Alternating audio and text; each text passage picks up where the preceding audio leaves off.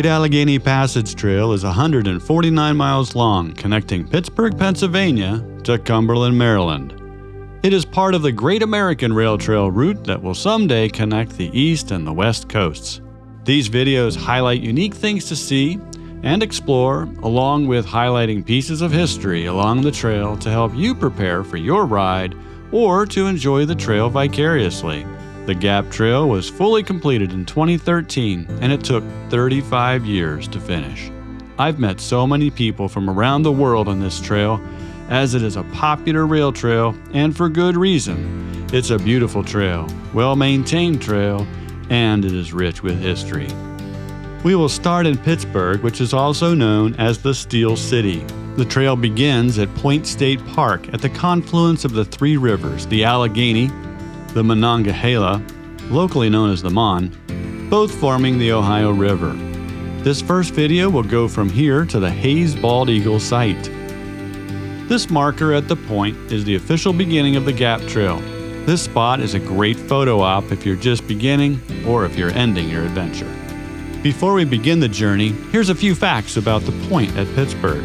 In 1754, the French built Fort Duquesne right here, and 5 years later, the British built the larger Fort Pitt during the French and Indian War.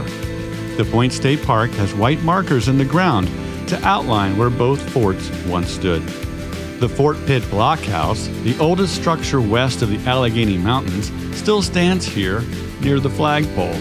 It was built in 1764 and has been preserved over the centuries.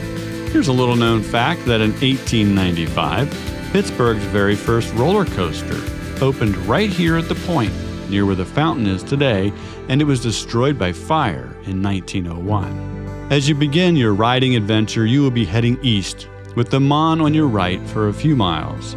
As you pass the Wabash Bridge Pier, all that's left of the railroad bridge that was here from 1902 to 1948, you'll be riding along the Mon Wharf. This area was a commercial hub for Pittsburgh until the dam was built on the Ohio River for flood control. Today, it's a public parking lot and the Gap Trail.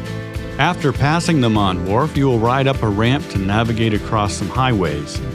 As you get to the top, Smithfield Street will be in front of you. The Gap Trail turns right, but take a moment and look at the Smithfield Street Bridge to your left. It was built in 1881, and it is the third bridge built on this very location, and it is currently the oldest steel bridge in the United States and an international engineering landmark.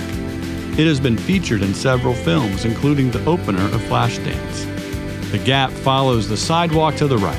It is here next to the bridge where the B&O Pittsburgh Railroad Station was built in 1887 and then in 1955 demolished to make room for the interstate highway that is below you. The Gap merges with the Eliza Furnace Trail at this point, which was a B&O rail line before its conversion to the rail trail in the 1990s. As you journey on and the trail rises above the highway, take a look to your right, and across the Mon you will see the south side of Pittsburgh. The south side got its start in 1763, when King George III gave 2,400 acres of the south bank of the Mon to John Ormsby for his service during the French and Indian War. Next along your adventure, you will pass what today is the Pittsburgh Technology Center on your right. This was the former 43-acre site of the Jones and Laughlin, or J&L, Steel Company, which occupied both sides of the Mon here. The Steel Company once had its Eliza furnaces near this section of trail, hence the trail name. These furnaces made the pig iron, and then it was transported hot over the hot metal bridge where it was made into steel. Before the bridge was built, boats were used to transport the hot metal. The Gap Trail will cross the Mon over the hot metal bridge, and as you approach, take the ramp and turn right toward the bridge. This bridge was converted to the trail in 2006. As you cross, you may want to stop and take a look to your right for the last opportunity to see the Pittsburgh city skyline, which is another great photo op. As you exit the bridge, head straight to the street corner and turn left across Hot Metal Street. The steel arch to your left was constructed in 2001 to remember the steel workers and the steel industry that once stood here. The trail will pass the Pittsburgh Steelers and the University of Pittsburgh football practice field and then head into a wooded canopy of trees for a few miles. It may feel like you left the city behind you, but you have several miles of navigating the trail as it passes through the Steel Valley ahead.